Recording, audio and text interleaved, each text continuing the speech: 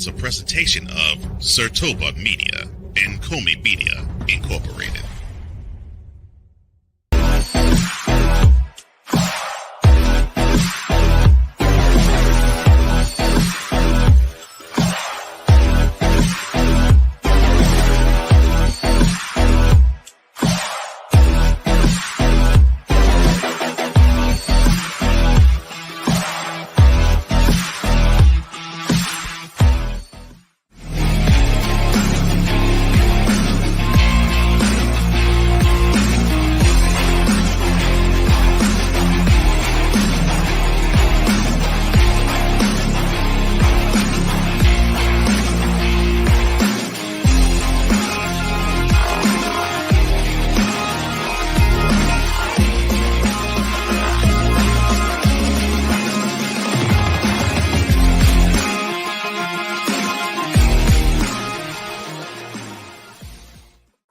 Welcome, one and all. It's that time again. It's time for Total Football Talk XTRA. I am your co-host, Drew Willingham, along with the man himself, throwing up the X for extra, my man McCarthy, Ryan McCarthy. Welcome back there, brother. Thank you, sir. Thank you, Drew. Appreciate the intro. I'm ready to talk some Canadian Football League. Last week I had a lot of notes prepared. This week I'm kind of raw dogging it. So we'll see what happens. Hey, speaking of dogs, we've got to bring in the intro, the proper one for you.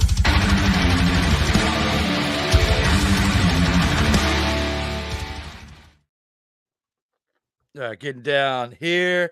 On this Friday afternoon, we have 4 games to review, and we're going back to Week 14 action. You know, this was what we had in store for this past week. We had the BC Lions traveling to Montreal to take on the Alouettes this past Friday, as well as 3 Saturday games. We had Toronto Argonauts traveling to Ottawa to take on the Redblacks.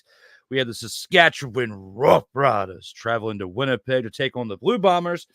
And we had the Calgary Stampeders traveling to Edmonton to take on the Elks to round out those 3 games on Saturday. And with that being said, we've got those games to review and much more on this show. We're going to go ahead and take it to the opening drive and see what we got in store for that. All right, let's go. We got trips, right? At 42, 989. On 2, on 2, on 2. Ready? Ready.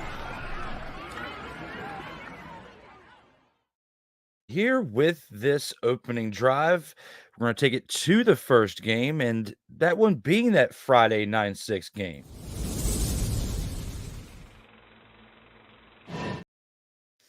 And here it is. The BC Lions win this game 37-23. The away team gets the dub in this game. You know, looking at this game right here, Ryan, we've got Nathan Rourke, who, you know, after getting cut, what was it, from the Atlanta Falcons that he got cut from? He was backing up Kirk Cousins and Michael Penix Jr. in preseason, gets cut, comes over to the BC Lions, signs in a really good deal. I mean, it would have been one of the, you know, probably the richest contracts in the CFL, but being prorated because of when he came in, he's only getting like $250,000. Yeah, so marketing money. Marketing money. But I mean, his market's looking pretty good in those numbers. But when it comes to this game, he struggled a little bit. He threw 3 interceptions. You know, he did have a touchdown, 304 passing yards, 2 carries for 27 yards, and a rushing touchdown as well. But the man who's been the big part of this BC Lions team has been William Stanback, 20 carries, 128 yards, and a touchdown, along with 2 receptions for 28 yards. Alexander Hollins has 6 receptions for 78 yards and a receiving touchdown in the game, along with Aiden Eberhardt, 2 receptions for 41 yards as well. Oh, my apologies. It's a typo. Eberhardt had the touchdown reception. Hollins just had the 6 receptions for 78 yards. The Lions defense, 4 sacks with an interception by TJ Lee. Cody Fajardo, 240 on passing yards, touchdown and an interception, along with 5 carries for 34 yards on the day. Kyle speaker. 6 receptions for 46 yards and a touchdown, along with the running back Walter Fletcher having 8 receptions for 72 yards on the day as well. Looking at this game as a whole, whether it's spiker or speaker, who cares? The matter of the fact is they got the L in this game. Now, looking at the BC Lions and what they did with Nathan Rourke behind those 3 interceptions, can this team continue to win through and through for the rest of this season and do games like we just had in this past weekend? Yeah, this team's on the up and up. Nathan Rourke, his first game back after he was released by the Atlanta Falcons, it took him a little time to heat up. It struggled against the Winnipeg defense, who was on a tear. I mean, the Winnipeg, spoiler alert, Winnipeg's still on a tear. They're on a heater right now. And I'm kind of glad that the Hamilton Tiger Cats were on a bye this week, so you didn't have to pronounce Liam Hasl's name. Liam is his name. Sorry. So I know how you love those names. Yeah. But Rourke's starting to find his footing. And it was clear in this game against a very aggressive Montreal defense. Yeah, he threw 3 interceptions. He's going to be a gunslinger. This is the type of offense that the BC Lions have. But they balance it out with William Stanback in the backfield. I wouldn't say this was a revenge game for William Stanback. This was his first game back since signing with the Lions in the off season. He was a free agent. He didn't leave with any ill feelings towards Montreal. He won a Grey Cup last year. How can you have any bad feelings about leaving a team when you just won the Grey Cup the year before? All right. But he was a primary difference in this game. And that touchdown late in the third quarter, that was the backbreaker. This was a pretty tight game throughout. Both defenses playing pretty solidly. Although I do have some issues with Montreal on the Montreal side of the ball. 3 interceptions, but you 3 turnovers, 3 interceptions, but you didn't do a whole lot with them on offense. I have concerns about the offense. I did say the defense too, but we'll get to that. But William Stanback, he was the bell cow running back in Montreal. He's now the bell cow running back in BC. 20 carries, 128 yards, and that long touchdown. That was an angry touchdown run. All right. If you're familiar, with angry runs, I'm trying to remember who the name of it is. Kyle Brandt from Good Morning Football has the angry touchdown runs. That was an angry touchdown run. Go watch the highlights. Not now, but go back, watch the highlights of this game on the CFL's YouTube channel. That run was just it was incredible. It's an incredible run. And that was a backbreaker. That was the difference. What the difference was, Montreal's offense. I'm not sure what happened in the running game. I know William Stanback was their longtime running back. He was a primary difference. They're trying to get Walter Fletcher going, but he's not the same. Not the same running back as a William Stanback. So, yeah, I mean that was the biggest difference between the turnovers, the timely turnovers, mind you. For BC and William Stanback getting all those carries, grinding down that Alouettes defense, that pretty spectacular front 8, I should say. Front 7. This was a very solid performance by the BC Lions. Very solid performance. And a preview, mind you. And you think it could be a Grey Cup preview? Possibly. I mean, there's one of Montreal right now is the class of the East, although Ottawa is on there. It's on the doorstep. They're knocking on the doorstep. So if Ottawa wins this weekend and Montreal loses in Calgary, which is a possibility, every game of the week, any given weekend in CFL, you could see an upset. It could be a very interesting race down the road in the East Division. I think my biggest concern with this team, when it comes to their quarterback situation, right? Vernon Adams Jr. started this year off looking great, and then Nathan Rourke comes in. From the things I was reading up on weeks ago, it seems like Adams Jr. could have potentially come back at least up to 2 weeks ago. So we've now had consecutive games where the big money free agent comes in after his short little stint in the NFL during preseason. and he's getting the reps. I don't know if they're trying to save Vernon Adams Jr. for the potential playoff run, or get their money's worth out of Nathan Rourke, because it's kind of hush-hush within the media as much as you read up on it, unless I'm not looking in the right directions, because based on what Vernon Adams Jr. did, the first half of this season before he got hurt, I feel like he earned the opportunity to come back and lead this team. When you see Nathan Rourke come in here and throw in 3 interceptions, but this team is still willing themselves to win by 2 possessions, it says a lot about the character of the team. But what do you think overall is going to happen with this situation? Because before, I know you said that you think that they can win with Nathan Rourke, but do you think at some point they switch back to Vernon Adams Jr.? Do they potentially trade Vernon Adams Jr.? They're not going to trade Nathan Rourke. They just signed him. What is going to happen with this quarterback situation? Because it's very interesting. You got a quarterback who we were talking about was a candidate for MVP before he got hurt. Then they go and they sign Nathan Rourke, and now he's doing well enough to help the team still win, but it's not as pretty as what Vernon Adams Jr. was doing. I was surprised there's not a lot of people clamoring for his return. Why would you? If you're winning games, why would you? I mean, it's a very similar situation to what Edmonton has right now. Edmonton, before their bye week this week, this week, they've won 5 games in a row, and they've done it with 2 quarterbacks. They've done it with Trey Ford, and they've done it with the law offices of McLeod Bethel-Thompson. When you have one quarterback that's hurt, another one comes in and plays well. I mean, granted, the Elks are also aided by one of the best running games in the CFL since Chris Jones was fired and Jarius Jackson took over as head coach. But this is a good problem to have. It's a good problem to have when you have 2 quarterbacks who can win you games. Vernon Adams did it. Vernon Adams Jr. did it before he got hurt. And then Troy Delagala, unfortunately, tried to do his job, but tried to fill in and didn't really do so very admirably. Now I believe he's on the practice roster of the Winnipeg Blue Bombers, if I'm not mistaken. And then when Nathan Rourke became a free agent, he was released by the NFL, by the Atlanta Falcons. BC Lions said, you know what? We need some help. Let's bring back Nathan. Let's see what he can do. Took him a week to get his feet set. Tough loss in Ottawa. And they beat the brakes off of Ottawa the next week.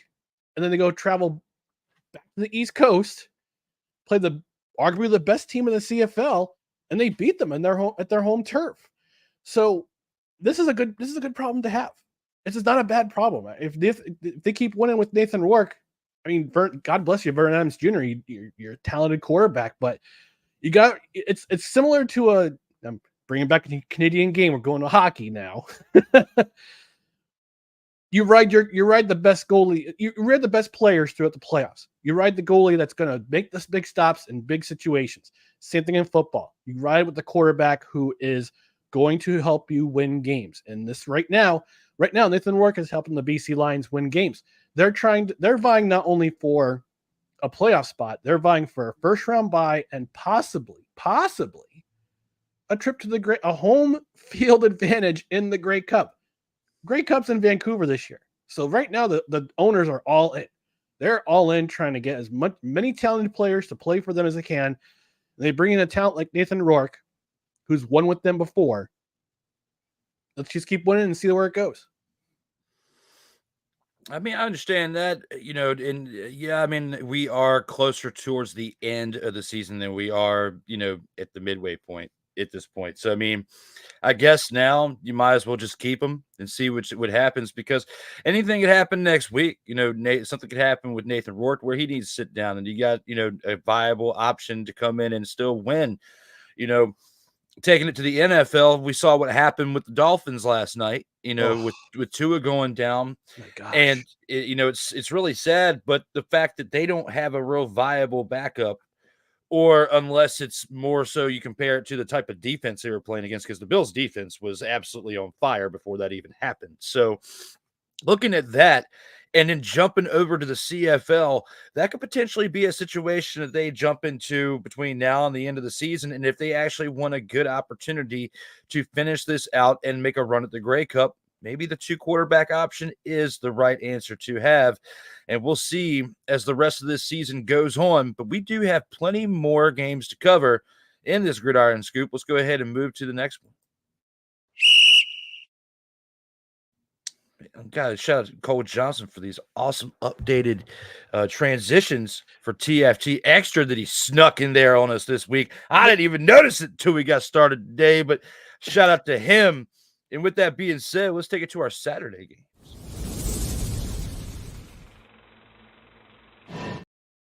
So our next one here, we got to talk about the Toronto Argonauts traveling to Ottawa to take on the Redblacks. This was the 1 p.m. game that we had this past week. And the Redblacks layeth the smack it down on the Toronto Argonauts this past Saturday. And with that being said, we got to take a look at the stats in this game right here, too. You know, Drew Brown, 349 passing yards and 1 touchdown, along with Caitlin LeBourne, 10 carries for 47 yards on the day. Andre Miller, 5 receptions for 95 yards and a touchdown. Dominique Rhymes, 10 receptions for 138 receiving yards as well. With the big numbers for this Redblacks team, 6 sacks on the day, 4 interceptions, 2 of them by Damon Webb, who has back-to-back weeks with an interception, now 3 interceptions within the past 2 weeks. Elijah McGee and Brandon Dandridge each had an interception as well to round out those 4 interceptions by the Redblacks defense. Lewis Ward, 4 of 4 on field goals, continues his streak of consecutive weeks with 50 or more yards with the field goal. In those consecutive weeks, I think he's at like 6 or 7 consecutive games with field goals of 50-plus yards. On the other side, you got Chad Kelly, 463 passing yards, 3 touchdowns, and 4 interceptions, along with David Ungerer's 8 receptions for 131 yards, and DeMonte Coxey's 6 receptions for 91 yards and 2 touchdowns. Just wasn't enough for the Argonauts to get over the hump and beat this Redblacks team. When you look at these stats, when you look at the way this game went, I mean, the Argonauts giving up 41 points to the Redblacks. What are your thoughts on looking back at what we saw in this game? You look at the score line and you say, oh, this is a pretty close game. This game was not close at all. It was 31-3 at halftime. Ottawa had a very, very long memory about getting the brakes beat off them in Victoria, BC on the previous Saturday.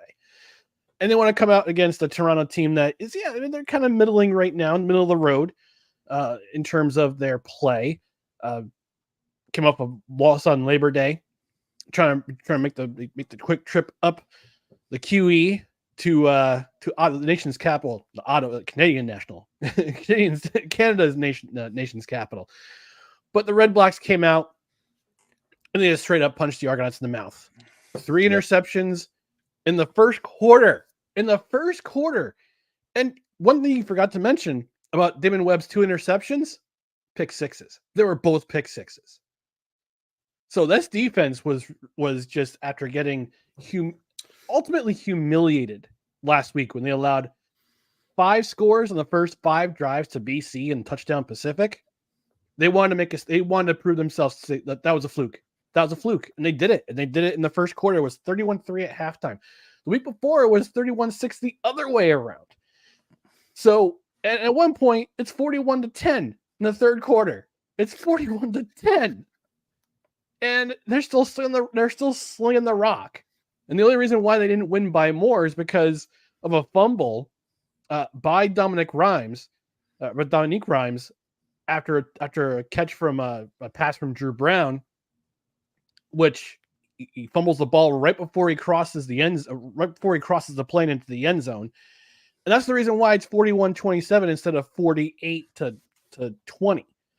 So this was just a, like I said last week, a good old-fashioned Canadian beatdown in every sense of the word, because Ottawa came out flying on not only on defense but also on offense. They scored some points on offense too. You can't discount Drew Brown's 349 yards. And you got to put him in the discussion for most outstanding player too. It's not just Cody Fajardo who's having a great season, although he missed a couple of games with injury, and Davis Alexander filled in for him admirably. But Drew Brown should be in this conversation of most outstanding player, at least as a finalist in the East, because he's having a solid season as well. Coming after he was traded from Winnipeg, he was Winnipeg's backup for the last couple of seasons. And Ottawa's problem over the last couple of years has been very poor and very inconsistent quarterback play. And Drew Brown has solved that problem for them. And Bob Dice's team is rolling right now. They're undefeated at home. And I just want to also sprinkle in a little bit of trivia here, Drew. Ottawa's kicker, Lewis Ward, has the CFL record for most consecutive field goals. Most consecutive. Do you guess how many field goals in a row he kicked consecutively before his first miss? 33. Keep going. Really? I was 46. Keep going. No, 50. Keep going. 55. Keep going. 60. Keep going. Holy shnikes, like 75. 69. Very nice. Wow. Well, that's a good number to end on. But yeah, I mean, hey, I would not have guessed that. I mean, Lewis Ward's a guy, one of the best kickers in CFL history. Why the expletive have the NFL not gone after this guy then? Who knows? I don't know. He was a former security guard at TD Place too before he went to the team. That's like the garbage picking, field goal kicking Philadelphia phenomenon from the 90s. Yeah. It's crazy. That is absolutely wild. But, looking at this too, I know you threw a lot of praise for Drew Brown, but I think we also got to throw some light on the defense as well. This defense has been absolutely lights out, and it has been a big reason why this team has been at the record that they're at. I mean, they've been setting up Drew Brown for success with not just the pick sixes like you were talking about from Mr. Webb, but when you look at where they've been setting them up during these turnovers. I mean, they've had a lot of turnovers throughout these weeks as well. And that's one thing that I have noticed is Drew Brown has been having a lot of great field position starting out because, of course, the field's bigger. You got the bigger end zone, the stat and the third. But when you have your defense setting you up on the other side in enemy territory a lot of the time, or I wouldn't say a lot of the time, but at least more times than not, you're going to have a lot of success, especially if you have a decent quarterback that can move the chains. And that's what we've been seeing with Drew Brown. I mean, it's pretty awesome that he was a backup in Winnipeg, like you were telling us, a little history lesson coming on over to this team, getting an opportunity to play. It happened to be someone that can lead the offense into positive production. I think that they got a good quarterback in their hands for the upcoming future. And speaking of the future and futuristic comments, we got our man Sick Diggy in the house. There he is. Saying good morning, good afternoon, good evening, and good Friday the 13th. Time to break out the hockey mask. Isn't it currently Saturday the 14th in Norway? Well, he's 6 hours ahead, so technically it's still the 13th. I think he's 6 hours away. Isn't Norway 6 hours ahead? I think it's 6 hours, 6 or 7 hours ahead. Yeah, because when he tuned in on Tuesday, he tuned in at 2:15 in the morning. So it is still Friday the 13th over in Norway. Barely. Yes.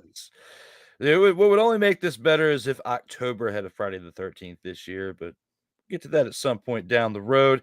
Thank you all for the comments. Keep them coming, Sick Diggy. Keep lighting it up here in the chat. Especially let us know if you are still celebrating the 13th of this Friday. With that being said, we're going to go ahead and take it into our next game to discuss for this slate.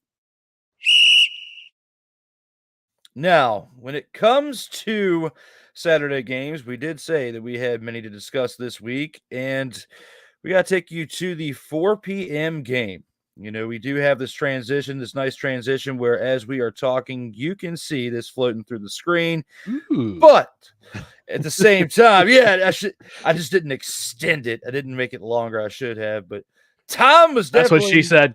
Hey, Hey! Tom was definitely not on my side this week, as we discussed in the green room. But right here for the Saturday 4 p.m. game, we have the Saskatchewan Roughriders and the Winnipeg Blue Bombers. But we're not going to talk about that one yet, because that is actually our game of the week. I clicked the wrong button. Now, when we look at Saturday games, the 7 p.m. game is the one that we're going to talk about next, and that is the Calgary Stampeders, who have been an absolute bunch of dumpster pelicans, traveling to Edmonton to take on the Elks. And this was the game that they had played the previous week, except for it was in Calgary.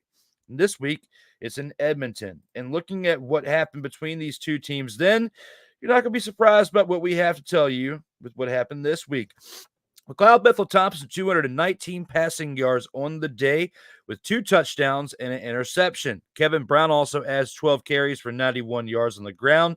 Geno Lewis, who has been a viable option for the Elks during this resurgence, 6 receptions, 97 yards, and a touchdown. Henry Mayala, 10 receptions for 71 yards and a touchdown as well. The Elks defense showing out with 1 sack.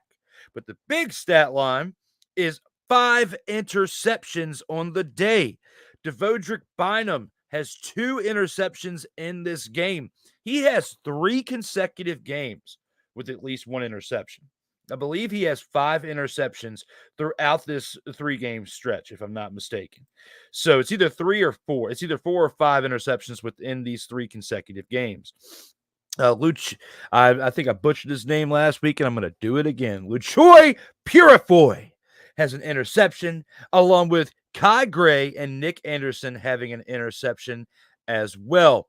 For the other side, the Stampeders bench Jake Meyer on this day, and they go with Logan Bonner, who has 284 passing yards. But if they thought that Jake Meyer's 4 interceptions the week prior were bad, it went from bad to worse, as Logan Bonner threw 5 interceptions in this game this week. The Stampeders running backs were the only positive thing besides Reggie Begelton, as they had 21 attempts collectively for 103 rushing yards between 4 people running on the ground. Reggie Begelton adds, another week for a great performance by him as the lone wolf wide receiver to really do anything in this game. 8 receptions for 123 yards. The Stampeders defense, absolutely non-existent. The fact they gave up 37 points on the day. And the majority of their points for the Stampeders came from their kicker, as Rene Paredes was 3 for 3 for a long of 46 yards in this game. When you look back at the Elks defense, especially Bynum's contributions in the past few weeks, with 5 interceptions in the past 3 weeks, 3 games. Okay. Looking at those numbers, looking at the numbers by the entire defense, the fact that they had 5 interceptions collectively anyway. What are your thoughts looking back on this game right here? Well, don't forget, Luchas Purifoy has interceptions in consecutive games as well, and 3 interceptions over the last 2 games. Yes. So yeah, he's this defense is dialed. This defense is dialed in right now. They're dialed in, and yes, they played a trash opponent, dumpster pelicans. Put them up on that screen. Put them up on that screen. I gotta find the button. Gotta find the button. Trash pelicans. We got so much things on this. Here it is.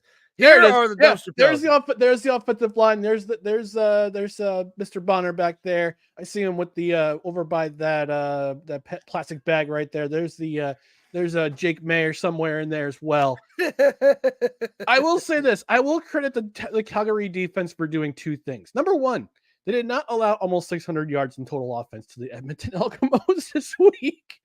And secondly, they scored a touchdown. They had an interception for a touchdown. Their big man, I forgot his name, Rose. I think he took an interception back 83 yards for a touchdown. Where is it? Where is he? Come on, there you go. Mike Rose, defensive lineman, 83 yards, huffing and puffing down the sideline. Take back an interception, 83 yards for a touchdown. Those were the only points that Calgary Stampeders had in this game. Edmonton Elks, like I said, their defense is dialed in right now. They only allowed 379 yards total offense. And like you said, the rushing yards for the Stampeders, solid job getting 100 yards on 21 carries between 4 guys. but they can't score points right now. And actually, Calgary had the lead at one point. Granted, it was 3-2, but they still had the lead until Logan Bonner throws that first interception, and then it was fade out complete. And after that, it was just giant snowball rolling down the hill. By the way, I give Flowers. Maybe I'll save. You know what? I'll save him for Grand Champ. You're gonna be surprised at who I picked for Grand Champ this week.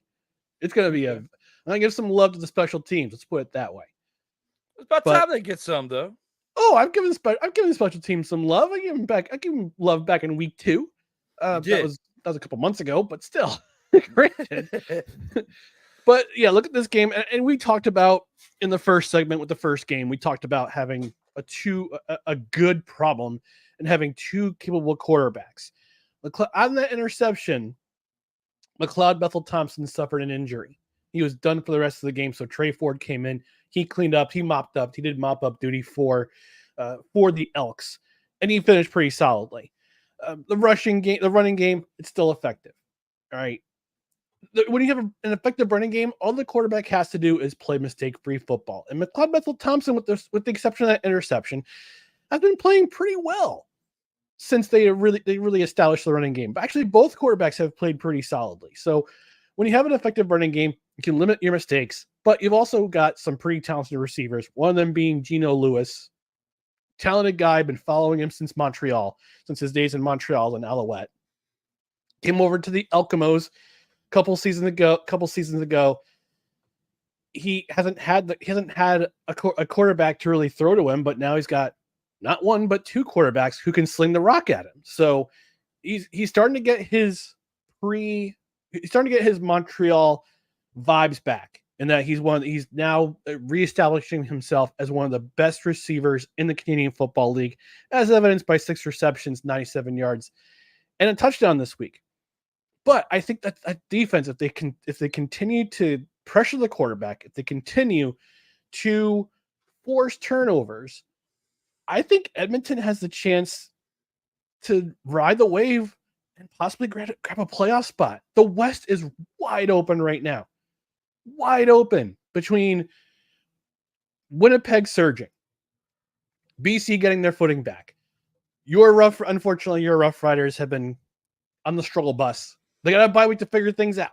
All right. And Calgary, they haven't figured it out yet. They almost did this week. But this is going to be this is going to be an entertaining final month of the year of this season, at least the regular season. Because Edmonton's got a bye week this week. So does Winnipeg. So do the Roughriders. And I'm kind of excited to see what the West is going to be like the rest of the season. This has been one of the most fun, chaotic, but fun seasons in the CFL in quite a while, and I can't wait for the finish. This is going to be a fun finish, and Edmonton's going to be in it. If Calgary loses this week, I think they're out. I think their chances of making the playoffs are pretty much over. I'm with you on that. Yeah, I'm with you on that. 4-8. I've been thinking they've been out of it for a while now. I mean, look at how they've been playing over the past 4 to 6 weeks. They started out pretty decent, but the bottom is falling out. You know, they have been playing like the Blue Bombers were at the start of the year. And it's like they traded places. Yeah, like swap bodies. Freaky Friday style. Here, let's trade uniforms. They'll never know.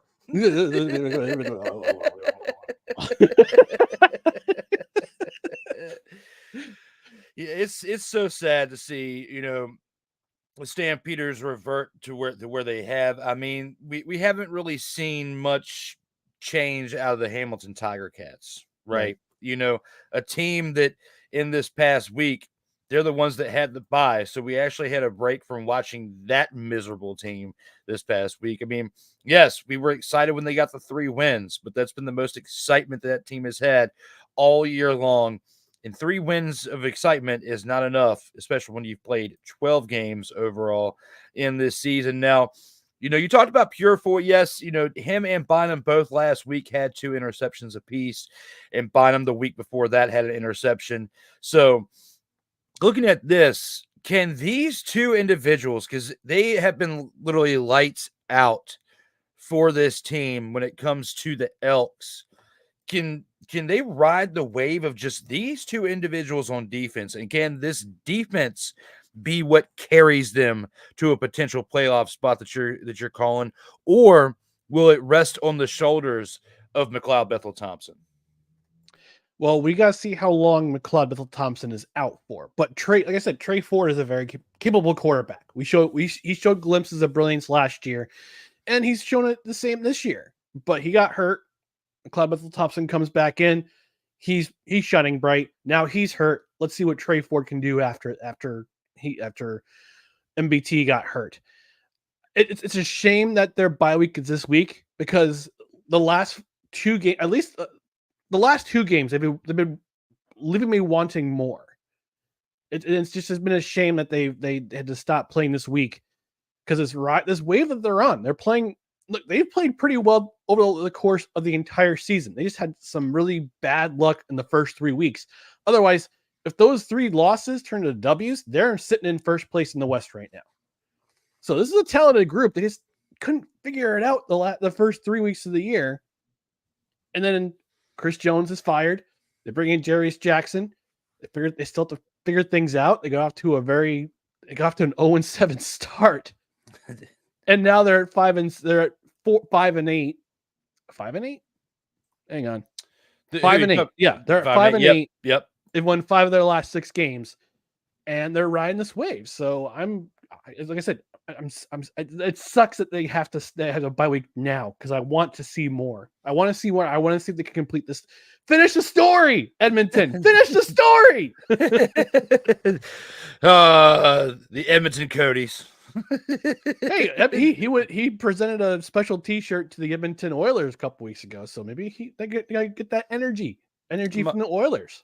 Might be able to. I mean, the Roughriders need the bye week this week, in my opinion. I feel like to regroup. If anything, even if it's just a study, study the other team a little bit more than what you would on a regular week. I'm with you on the fact the Elks probably don't need to get the bye this week. The Blue Bombers is probably a decent opportunity for them to have a break, because of the way they've been fighting and clawing and getting their way to where they were just at 500, and now they're 1 game over 500. But I'm with you on the Edmonton Elks. They are no longer, I haven't said it 2 weeks now, and I'm not going to say it again. I'm not going to call them their nickname. The Roughriders? No, the Elks. I'm not going to call them the nickname that we called them, because they have earned their right to be called Elks. Okay. Because they're playing terrible. You know what the word, if you want to know what we called them, go back a couple episodes of Total Football Talk and you see what we called them. You know how much fun they're having right now? So during the game, I think the first half of the game, at some point, their new owner, Larry Thompson, was driving a cart on the sideline of the Calgary Stampeders. He almost ran over a couple players.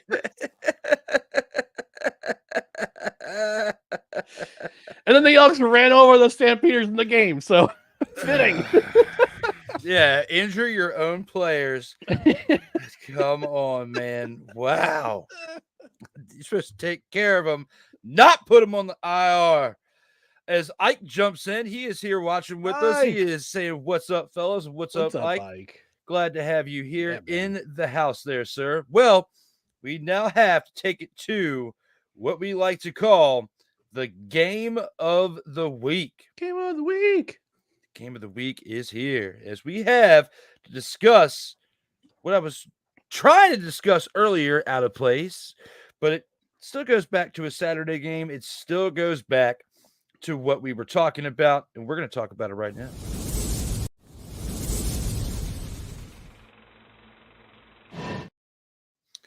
And that is the wrong transition. It is. Still getting used to this stuff and where it's set up, guys, so forgive me as we have TFT XTRA here. The Saskatchewan Roughriders, 21 points put up in this game to the Winnipeg Blue Bombers, 26, as Winnipeg hosted the Roughriders in this game. Now, I know last week we had these two teams facing off in Saskatchewan, and we had this as the game of the week. Mhm. We had no other viable options this week because there were a lot of blowouts in this Week 14 contest. These are facts. Yeah, and, Zach Collaros for the Blue Bombers goes roughshod again, 231 passing yards and a touchdown, along with Chris Streveler's 4 carries for 4 yards and a touchdown. Brady Oliveira has 11 carries for 43 yards on the day, along with 6 receptions for 60 yards, gets over 100 all-purpose yards yet again. Kenny the King Lawler has 6 receptions for 64 yards and a touchdown, along with Nick Dembski having 7 receptions for 46 yards on the day. The Blue Bombers defense, 2 interceptions, both by Tyrell Ford, and Sergio Castillo's 4 of 4 on field goals with a long of 46 on the day. Trevor Harris for the Roughriders, 287 passing yards, 2 touchdowns, 2 interceptions, along with Keon Schaefer-Baker, 6 receptions for 120 yards. Samuel Emilus has 4 receptions for 66 yards and a touchdown. And Keyshawn Johnson, 3 receptions for 33 yards and a touchdown as well. Just was not enough for the Roughriders to get over the hump in this contest. What are your thoughts on this, Ryan? Did we see an improvement from this past week out of the Roughriders? I know you said they almost pulled it out, but are you happier with their performance this week in this game of the week than you were last week against this team and the Blue Bombers? Defensively, yes. Yeah, they weren't giving up a lot of long plays this past week. They limited Brady Oliveira on the ground, only 43 yards given up, but they still give up 60 yards of 60 yards receiving to Brady Oliveira. But he's that kind of back. He's that kind of back who's not really going to not just give you tough yards, but also catch a few balls out of the backfield. They did their job. The defense did their job. They limited chances for the Bombers. Although it sucks that Chris Streveler's out for the rest of the year, though. He's out for the rest of the year. He on a third down play had his knee run over, unfortunately, on a very unfortunate play. He tore his ACL. He's done for the year. He's up until that point, he was a leading rushing touchdown. He led the league in rushing touchdowns. So that tells you how much this quarterback, Chris Streveler, means to the Winnipeg Blue Bombers. They can drive down the field. If they need a short yardage situation, he's in there. He's in there. He's going to get the extra. He's going to get that yard. He's going to get that close touchdown where he's in for within inside the 1. So that's going to be a big loss. Offensively, I kind of want to see. I want to see more from the Roughriders, excuse me. But they're not only battling what's happening on the field, so they're also battling the crowd. This was the Banjo Bowl. It's always a big game. The last 4 seasons, I mentioned this to you last week, they lost by an average. They were losing them by a lot. Last year, they lost 51-6. I mean, last year compared to this year, noticeably different. I think a part of it is the coaching. I think part of it is the fact that they have Trevor Harris at quarterback. Last year, he did not play in the Banjo Bowl, he did not play in the Labor Day Classic either. So that's one big difference. But Saskatchewan's got to stop losing these close games. And I watched the highlights again this morning. I was reviewing the highlights from all 4 games this morning. Like I said, I don't have my notes. I'm just raw dogging it, so I'm going by memory and the rundown that Drew gave me on the Word document. But Harris was efficient. He was, let's look at his stats. He was 21 of 33 for 287 yards.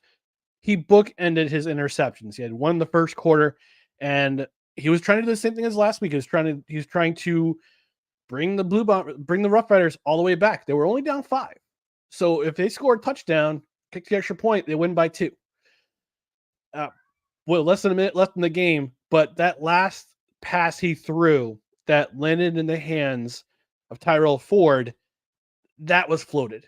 That ball you could see that ball just float in the air. I said to myself, this ball's picked. It's game over. It's game over. And wouldn't you know it, Tyrell Ford reads it, makes a beeline towards the receiver who's trying to get the ball, picks the ball off, Kneel down, a couple of kneel downs, game over. Banjo Bowl goes to the Winnipeg Blue Bombers. It's 8 out of 9.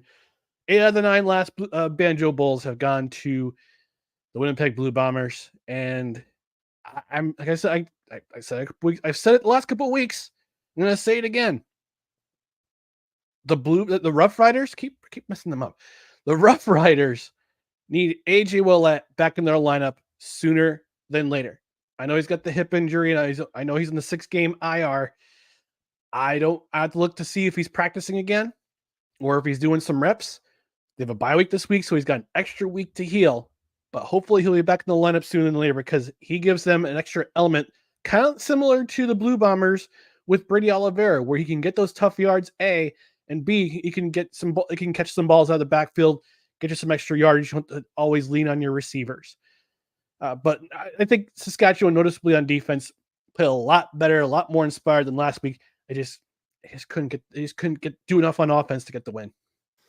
Yeah, it was definitely tough to watch, especially seeing how Saskatchewan has fallen off after the way they started the season in the first 6 weeks. Over the past month or so, that's been tough. I mean, I pledged my allegiance to this team. You did? Of the Canadian Football League.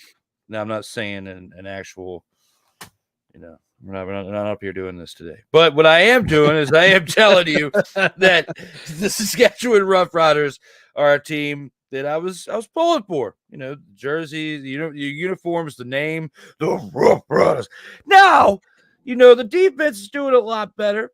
I gotta say, I'll agree with you on that. The most disheartening thing for me, and based on what you were saying, you can agree with this too, is watching the demise of this offense. Like Trevor Harris has not been consistent, very inconsistent, over the weeks as far as turning the ball over. He hasn't done a great job with ball security, and that is one thing that's going to get you caught up in every single opportunity that happens. And you throw an interception, the game can be close. You throw 2 interceptions, you run the chance of getting blown out. They are lucky that they only lost this game by 5 points, considering the fact that he did throw multiple interceptions. And you've got other facets throughout the game that are helping the other team out with their own ball security, time of possession, and so on and so forth. So looking at this right here, to me, even though they are not mathematically eliminated yet, and I said it, when I was like, of the teams that need the bye weeks, the Roughriders definitely need the bye week in week 15, this upcoming week, just based on the punishment that they have taken. Like you said, AJ Alouette, they really need him back because Frankie Hickson is just not getting it done. He's had a good game or two here and there, but he's been very, very inconsistent as well. So, I mean, he's averaging 3 to 4 yards per carry, but still, to me, in this type of league, with it being a bigger field, you got different roles in place. I feel like in order to be really successful in this league, you need to be averaging 5 to 6 yards per carry on the ground. But, who am I to judge when it comes to that? All I'm saying is based on the teams that have been absolutely crushing it, whether it's consistently or not, they have running backs that are averaging those type of numbers in just what I'm observing. So, and you got to have a strong offensive line, and you have to be able to establish the run because we see it in all professional football leagues. If you cannot establish the run, if you are a mediocre offensive line, you are eventually going to get exposed, and that exposure is going to lead to either A, not making the playoffs at all, or B, if you do make the playoffs, you're going to be ousted very early because you're going to be playing against a lot better caliber teams that can do what you do, but better, and actually protect their quarterback and their running back and their receivers all in the same motion to where they can actually move the chains and score points and win games. So the good news for the Roughriders is that they play Calgary twice in the last 5 games of the year. So you got that going for you. So they play next week. They're going to play next Friday in Calgary. Then they're at home against Ottawa. And the other good news is they don't have to travel that far. The farthest they have to travel is is Edmonton, who they play in week 18. Then they're at home against BC, which will be a big game. Bye week in week 20. And then in week 21, they play the very last game of the regular season against Calgary again to roll out their schedule. So if they go 3-2, depending on how the other teams finish in the West Division, I mean, they could earn their way to a playoff spot if they win 3 out of those 5 games. Because remember, it doesn't go by record in the CFL. It goes by points. It's very Canadian. But they have the extra point in that the fact that they tied in Ottawa. And that one extra point could put them over the edge. And that's could be the difference between missing the playoffs and going to the playoffs. We'll have to see how things pan out for these teams. We still got many things to talk about in this episode. We have to take it to the Grand Champ of the Week and discuss much more within that. All right, let's go. We got trips right at 42, 989 on 2-on-2-on-2. Ready? Break. Total Football Talk Extra.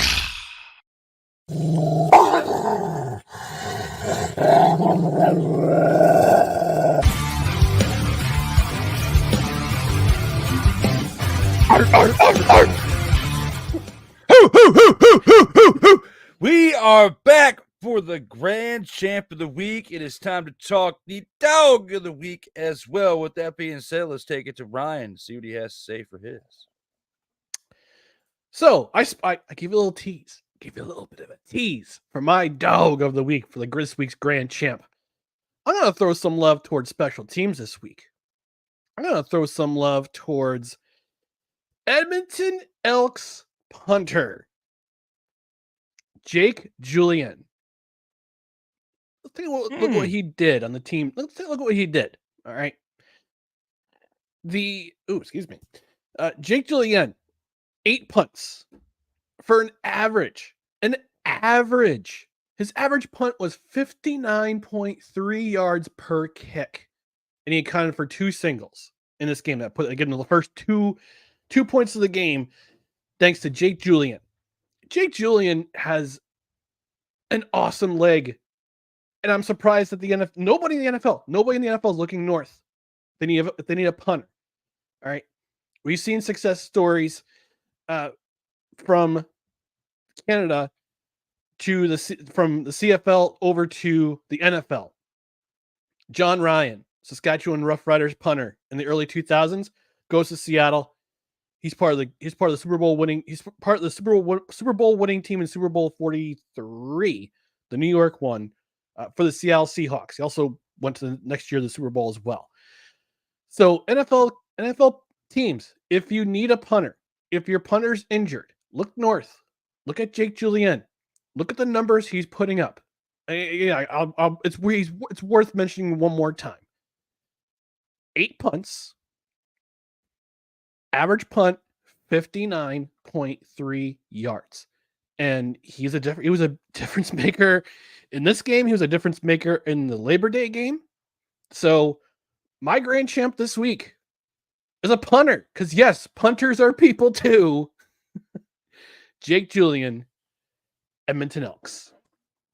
Punters are people too. Punters are people too. Well, shout out to John Hecker. Very solid there, Ryan. And yep. I think I'm gonna go with something different that I usually don't go with this week or on the other weeks. I'm gonna go with an entire formation. I'm gonna go with a defense, the entire defense. Okay.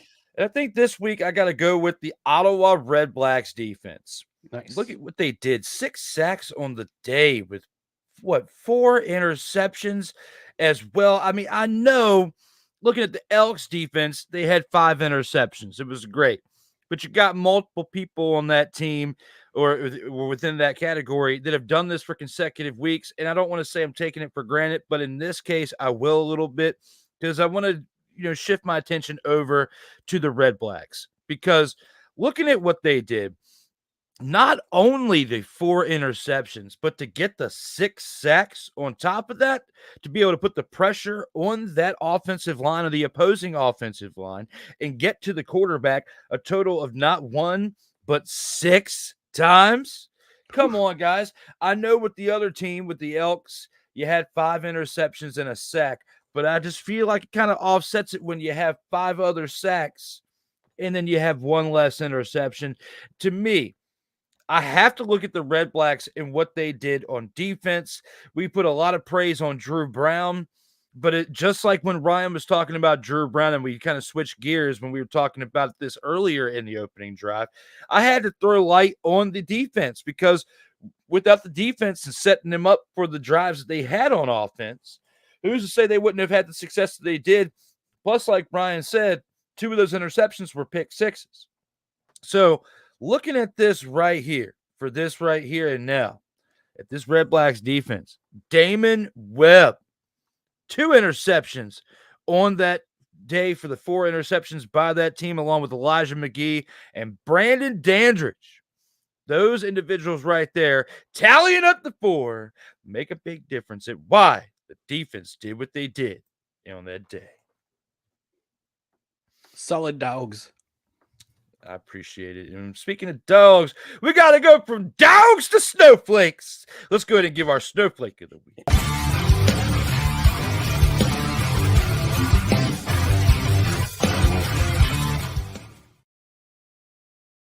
Total Football Talk Extra.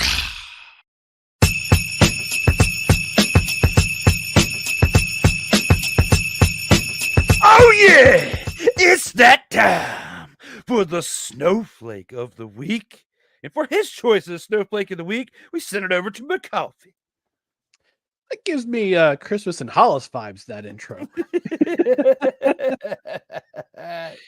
My snowflake of the week, kind of in the same vein as Drew, goes to a unit. It goes to the Toronto Argonauts run game.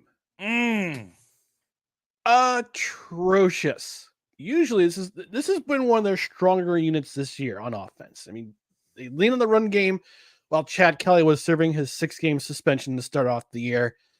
In this game, however, I understand they had to kind of lean on the pass game after they went down 31-3 at the half. But this was a bad game for the run defense. They couldn't establish the run. 61 rushing yards. And yes, 7.6 yards per carry. But when you're down, when you throw two pick sixes, right? Like Chad Kelly did, and 3 interceptions in the first quarter, you gotta switch up your tactics. And Coach Ryan Dinwiddie, God bless him, did not do that. This team is noticeably different than what they were last year when they sprinted to a 16-2 record. One of the best records, regular season records of all time. But this game was an embarrassment from the get-go. And rather than maybe switching up tactics, let's say, okay, all right, Chad, you're not doing that great. Let's see what the run game can do. And Kadeem Carey, who is their primary running back, 5 carries, 46 yards, was averaging 9.2 carries, 9.2 yards per carry. 9.2. That's a really good average. So I'm not going to give the snowflake of the week to the running game of the Toronto Argonauts. I'm going to give it to Ryan Dinwiddie, head coach of the Toronto Argonauts, because rather than switch tactics and just run the football, keep running the football, run the football. It works.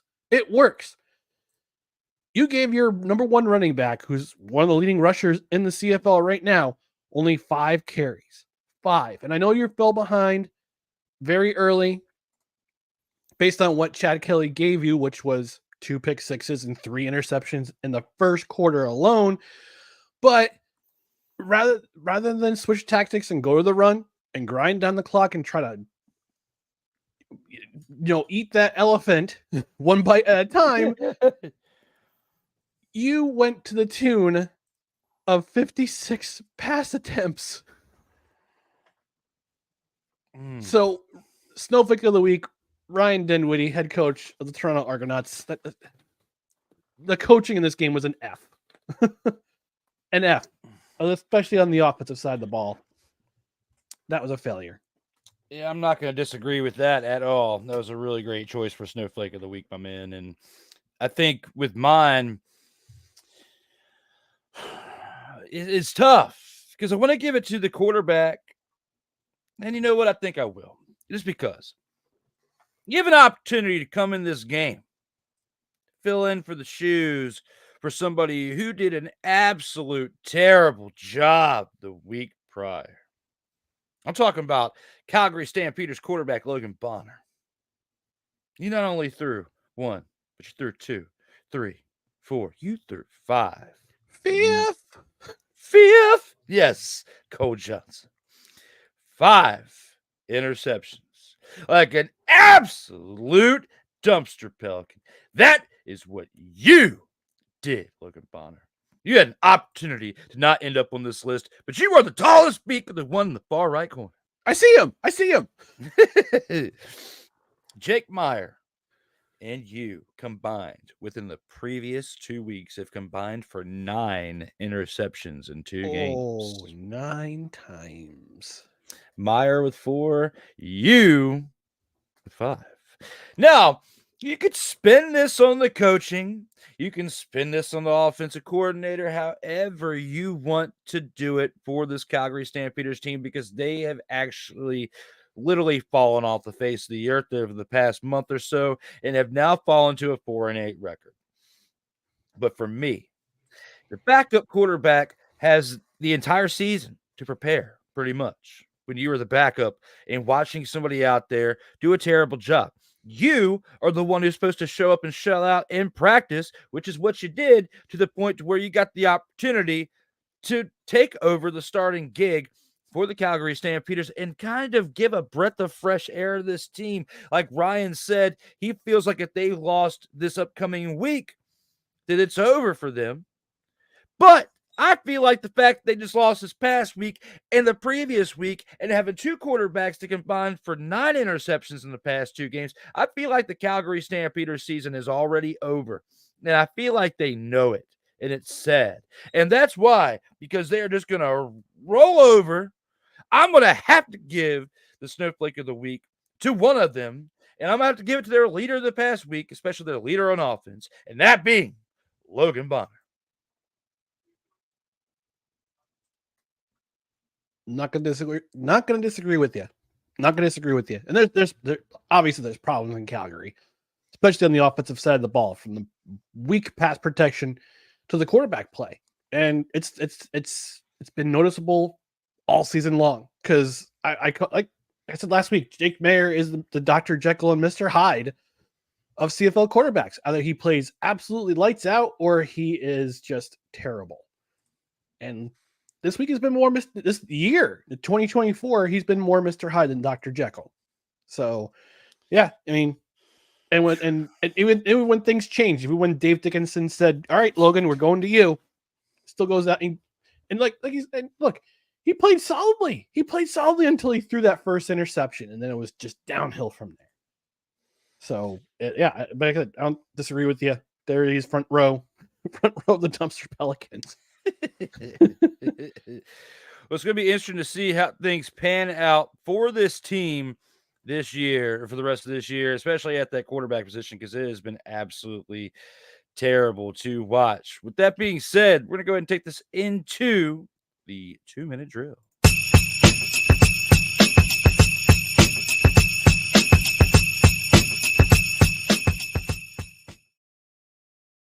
Total Football Talk Extra.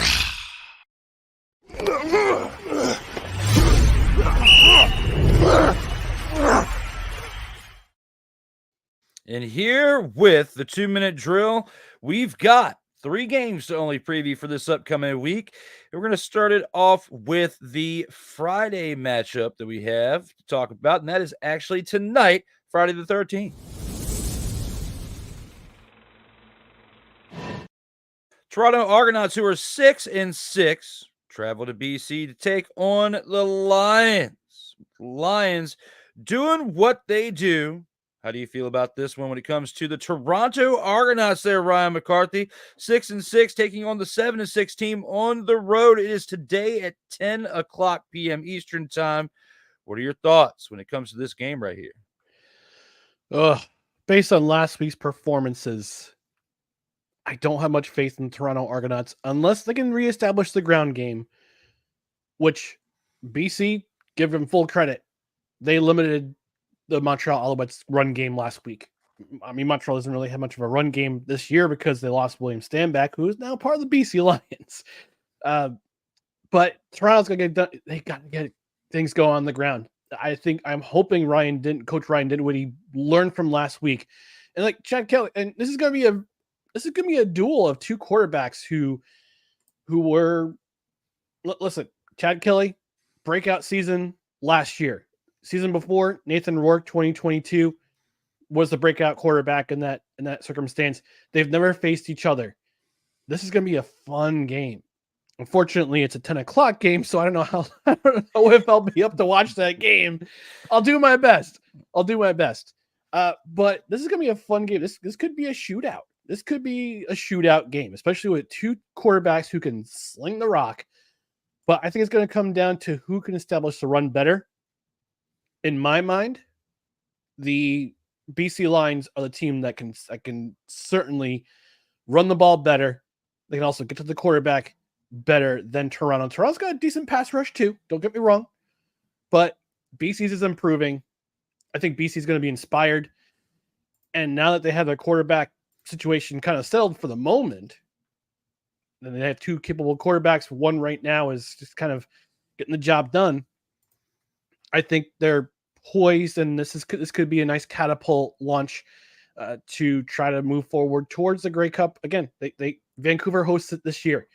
So I went 3 for 4 last week. I went 3 for 4 the week. Actually, I believe I went 4 for 4 on Labor Day weekend because I had the 2 upsets on the Labor Day. I had Hamilton and Edmonton winning those games. So actually, no, I went 3 for 4 the week before too because I picked Saskatchewan over Winnipeg. Last week I learned my lesson. But I think this is gonna be one of those very entertaining games. I'm gonna try. Hopefully, it'll be like the Monday night game a few years ago, but on Monday night between the LA Rams and Kansas City when it went like 54-51, and neither team was playing defense. But this could be in the high 30s. This game could certainly be in the 30s. Both teams could score 30 points in the 30s. But I think BC is the better team right now. So I'm gonna go with it's gonna be a closer game. It's gonna be a close game, but I think BC will win this game. And I hope that you're right with that because that's who I'm going with. Because, I mean, the Argonauts have just not been playing like they were at the start of the year. So, with that being said, I'm going to fully support your message. I'm not even going to add anymore because you broke that down beautifully. And let's make it to the next game. And here with our next game on the slate, we have to take a look at the Ottawa Redblacks, who were 8-3-1. This right here starts off our first Saturday game. With that being the Redblacks, who are 8-3-1, they're traveling to Hamilton to take on the Tiger Kitties, who've been on a bye week this past week. And when you look at what they did, this past week, the Redblacks did very, very well. We were just talking highly about their defense, and this time they are on the road. It's a 4 p.m. Eastern time matchup in this game. What are your thoughts? Do the Redblacks continue their dominance and get to 9 wins after this game? They're going to be motivated to, that's for sure. Hamilton's coming off a bye week, and I've noticed a trend in the CFL over the last couple months. Teams that come off a bye week always start off flat. And I'm worried about that for the Tiger Cats because 2 weeks ago, in the Labor Day Classic, they came out flying. Were inspired, playing home ball. Unfortunately for Bo Levi Mitchell, it's not Labor Day anymore. Their defense has been playing a lot better with the addition of Chris Jones as a so-called advisor, but let's face it, he's a defensive coordinator. Just can't have the title because you don't get the paycheck because Edmonton's paying the last 2 years of his contract. But Ottawa played motivated last week. They're going to be more motivated to get the win this week because if, like I mentioned at the top of the show, if they win, Montreal loses again, they're only a point behind Montreal. And it's a whole new ball game in the East. And Montreal was running away with this division for the first 10 games of the year. But they've kind of fallen off a little bit. Been playing a little bit more inconsistent, but here's the thing too. It's Hall of Fame weekend in the CFL. Hall of Fame is in Hamilton. Every year they have the Hall of Fame game right after Labor Day. I think they're going to come out and they're going to be motivated to win because this is a big day for them. It's a sellout crowd. Albeit you're going to have some folks traveling from Ottawa probably to this game because it's a shortish drive. I think it's about 2 or 3 hours coming down the QE. But I just think the bye week is going to was a disservice for the Tiger Cats. So I'm going to take Ottawa in a close one.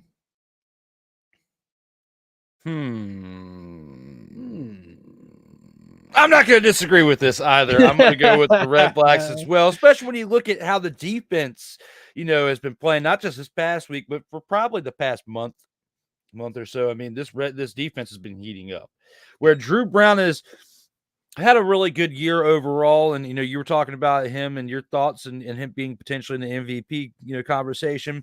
There have been some games where he has been a little inconsistent. It hasn't been a consistency of inconsistency, right? But the one solid thing that they have had this year, not as dominant as the past month for the entirety of the season, but throughout this season, the defense has been really solid. Maybe not as great as, like I said, over the past month, but they have been solid enough to keep this team in games to the point to where they only have 3 losses and a tie outside of their 8 wins. Yeah. So when you think about that and the fact that you got the Hamilton Tiger Cats, the Tiger Kitties, who are 3-9, yes, those little expletives, okay?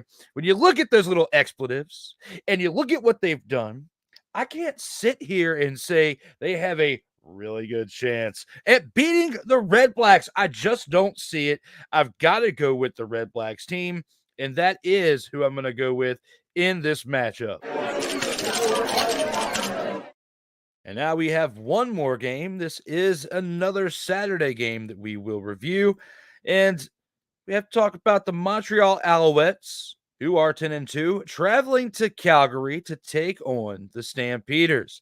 And this game starts at 7 p.m. Eastern time on this day. We just talked about the Montreal Alouettes, how they have been playing very, very, very well over this year.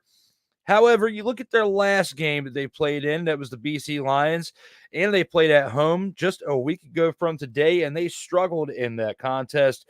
Do you think the struggles continue for the Alouettes, especially against this Stampeders team, who knows that this is their last opportunity to potentially start a winning streak and try to make a viable playoff push? Or do we see the Stampeders ultimately just get eliminated from the playoffs in this game tomorrow?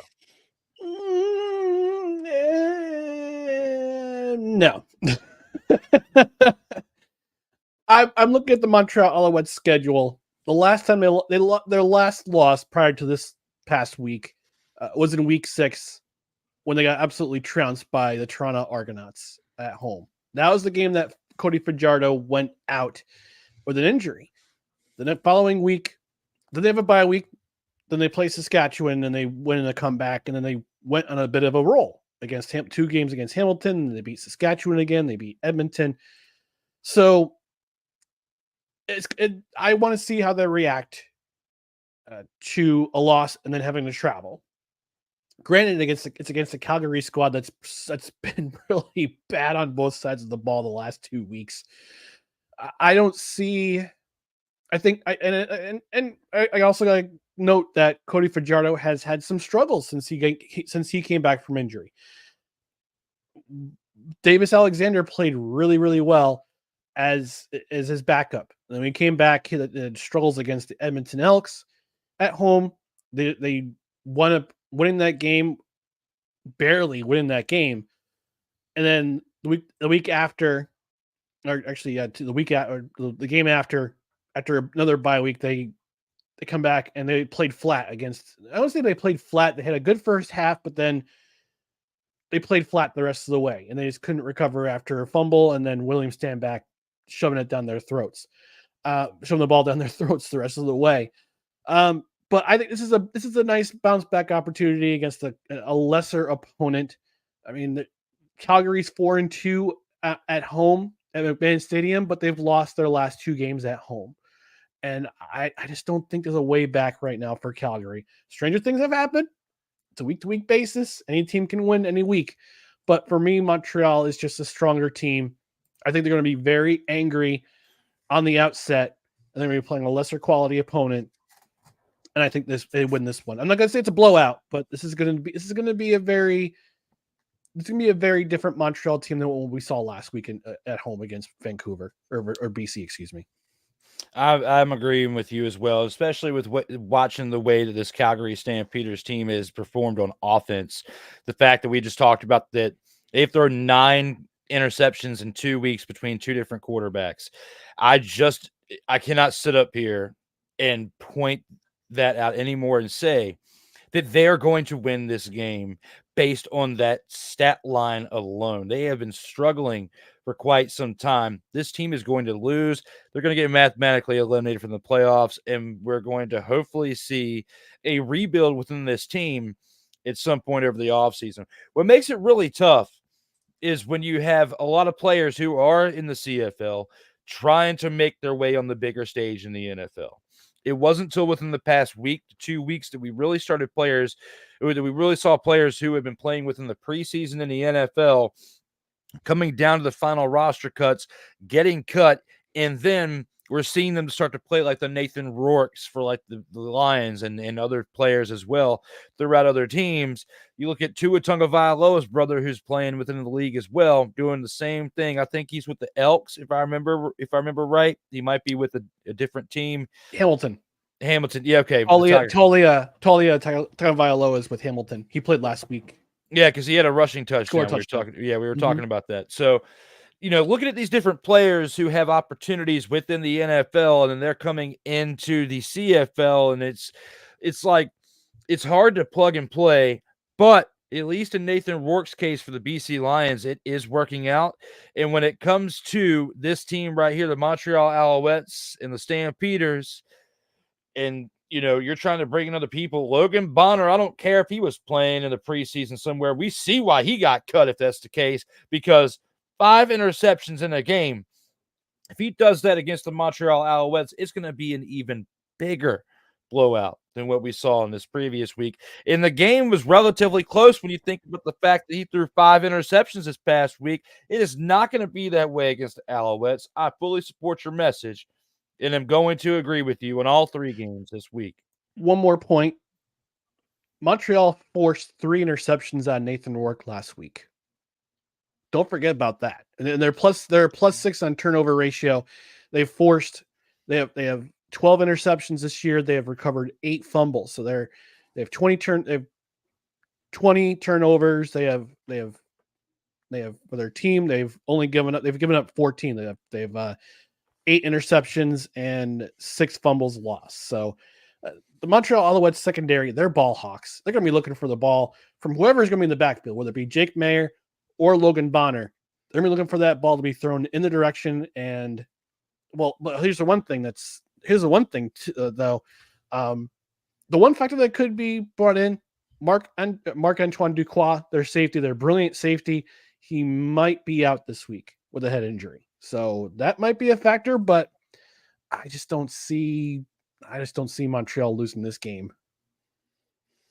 We'll have to see how things pan out, but we've got just a short minute. We got hours away pretty much to our Friday night game, and we shall see what happens there. Let's go into the post game. See what we got to say for that.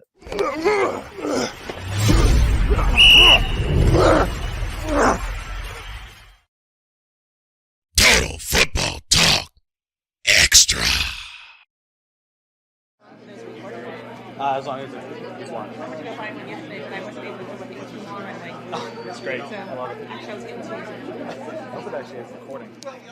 Listening to it. Now we're at the part in the show where we give our final takes and thoughts leading into this Week 15 contest between three different teams. Well, 6 different teams and 3 different games. We'll start off with Ryan, see what he's got to say on the excitorry way of the show. All right. Well, this week, as I mentioned in the previous segment about Hamilton's game against Ottawa this week is it's tonight. Actually, it's going on right now. The Canadian Football League Hall of Fame inductions ceremony is going on this tonight. There will be 5 new inductees into the Hall of Fame, 3 of them all-time receivers in Weston Dressler, S.J. Green, and Chad Owens. Weston Dressler, tiny little guy who played with Saskatchewan for most of his career, helped the Roughriders win a Grey Cup in 2007, I want to say. 2007, S.J. Green, legendary receiver for the Montreal Alouettes, won back-to-back Grey Cups and also won a Grey Cup with the Toronto Argonauts. And Chad Owens, marvelous receiver, also a marvelous kick returner, won a Grey Cup with the Alouettes in 2009, even though he was in the practice roster. Also won a Grey Cup in 2012 with the Toronto Argonauts. Then you also have a couple of gentlemen, a cornerback Marvin Coleman, defensive end Vince Goldsmith. They will also be inducted into the Hall of Fame. In the builder category, Ray Jock and Ed Laverty will also be inducted. But I just want to focus on the 3 receivers, Dressler, Green, and Owens. I started following the CFL in the mid-90s, and I can remember from the era of Doug Flutie. Doug Flutie was one of my favorite quarterbacks of all time. I've been following him since I was 6 years old in his days in Boston College. And he got a raw deal. When he initially went to the NFL, he got a raw deal, had to deal with all that junk with Mike Ditka and the Bears. And he basically was chased out of the NFL, went to the CFL, and that's where he reestablished his career. But it wasn't until really the 2000s and the 2000s where I really dug deep in my love and my fandom for the Canadian Football League. And watching these 3 receivers, Weston Dressler, S.J. Green, and Chad Owens on a semi-regular basis was just awesome to see. All 3 of these receivers were talented in their own ways. Weston Dressler was the smallest of the group. I believe he's only 5'7". Came from North Dakota to Saskatchewan on a tryout, made the team, and is a legend in Saskatchewan. S.J. Green, again, Montreal Alouettes, brilliant on offense. One of Anthony Calvillo's most beloved targets as a member of the Alouettes, won 2 Grey Cups with them, and again, concluded his career with the Toronto Argonauts, finished up with a Grey Cup with them in 2017. And then Chad Owens, again, great receiver, but he was most known for his electrifying kick returns. Helped the Argonauts win a Grey Cup in 2012 for the 100th anniversary of the Grey Cup. And it's a great thing to see players that I've followed over the years now going to the Hall of Fame, which is a little bit weird because it means I'm getting older. And that's okay. That's okay. The players you root for, you want to see, who have made spectacular plays over the years, you want to see them go to the Hall of Fame. And I'm seeing 3 legendary receivers I followed in my ultimate fandom for the CFL as I got deeper into my love for the CFL. Dressler, Green, Owens. I couldn't be happier for those guys. Congratulations to all 3 of those men, as well as Marvin Coleman, Vince Goldsmith, Ray Jock, and Ed Laverty, who will all be inducted in the Hall of Fame this evening. So congratulations to them. And I'm looking forward to seeing who's going to be in the Hall of Fame next year. And hey, maybe even I might even drive to Hamilton. I'm not that far away. I'm about 6-hour drive from Hamilton. I might even go watch the ceremony and go to the game right after the next day. So congratulations to those guys. Like I said, I'm looking forward to see who they induct next year. Hopefully I'll be there as a fan or just to cover the event. Hey, maybe I can do a Total Football Talk while I'm over there in Hamilton. Well, I have to. Oh, That'd be it might be sweet. On the streets of Hamilton comes Ryan McCarthy. Total Football Talk Extra. I love it. Watch out, Canada. With my take, I'm gonna kind of talk about something Ryan talked about earlier when it comes to injury, but he was talking about Chris Streveler in another team. I'm gonna take this to the Montreal Alouettes and talk about one of their big time players who is out for the rest of the season, who's someone who makes big plays for them. And that's wide receiver Tyson Philpott. That guy has made a big, big impact on this Montreal Alouettes team. And if the Montreal Alouettes have any chance, or I wouldn't say chance, but if their ultimate goal is to repeat as Grey Cup champions this year, it just got a little bit harder without Tyson Philpott. And probably goes to show why they took the L in this past week. I wouldn't say it's all his fault, but the fact that he was absent definitely played a big part in why this team took the big, fat stinking.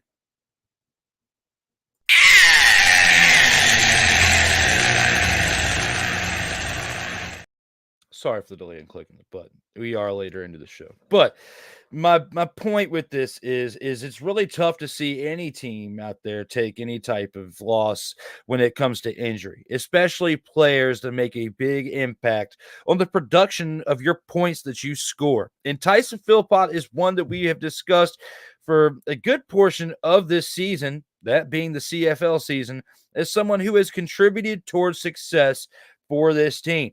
Now, is he going to be out for the parts of next season? I don't think so. But when it comes to the fact that him playing for any more this season, no, the report is that he is out for the remainder of this season.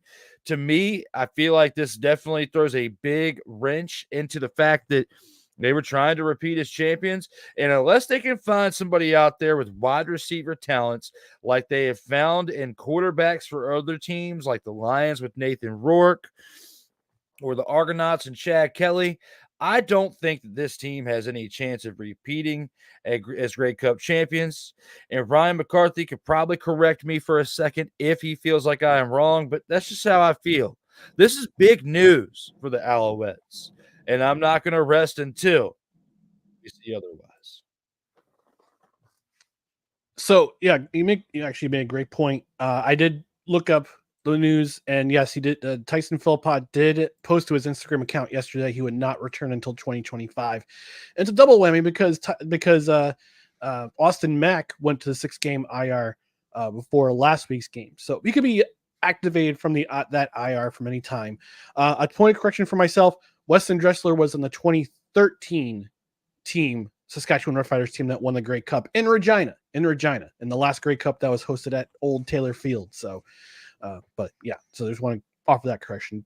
And yeah, I can't argue with it there because the depth at receiver, especially at receiver, is a huge thing. And depth at any position is huge, especially coming down the stretch. So hopefully Mac comes back and fills that hole that Philpott had. That's a huge loss for the Alouettes with Philpott being out for the rest of the year. It is, and hopefully he comes back, stronger and healthier next year. And then we never want to see a team take hits like this when it comes to injuries and losing players. We want to see them lose the game the right way, not based on injuries. We don't hope for any type of ill will or any type of health issues with any of these players out here. It's really sad to see. And I was, really enjoying watching Philpott on the Alouettes. So hopefully he comes back stronger and better than he was this year, which to me, he was already playing lights out anyway. But yeah, he caught the game-winning touchdown last year's Grey Cup. Don't forget. It's a memory for a lifetime right there. So speaking of memories for lifetimes, we have them here when it comes to Total Football Talk Extra. Shout out to Ryan McCarthy again for being here and helping us kick off X for the second consecutive week in a row. Not what you pop in your mouth. It is Total Football Talk Extra. So, for Ryan McCarthy, I am Drew Willingham. We've only got one more thing left to do, and that is look at one new fancy, awesome outro from our guy, Cole Johnson. As always, please, to everyone, stay safe out here in these streets.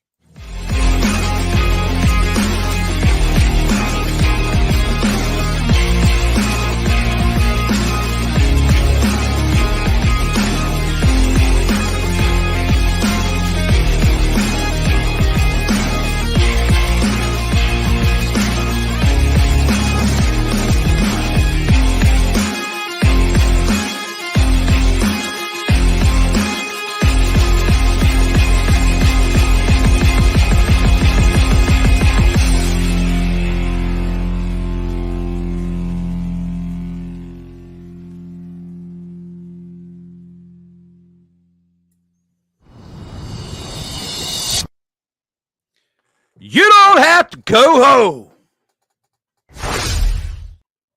but you got to get your cell phone up out of here. I'll see y'all next week. Thank you as always for tuning in.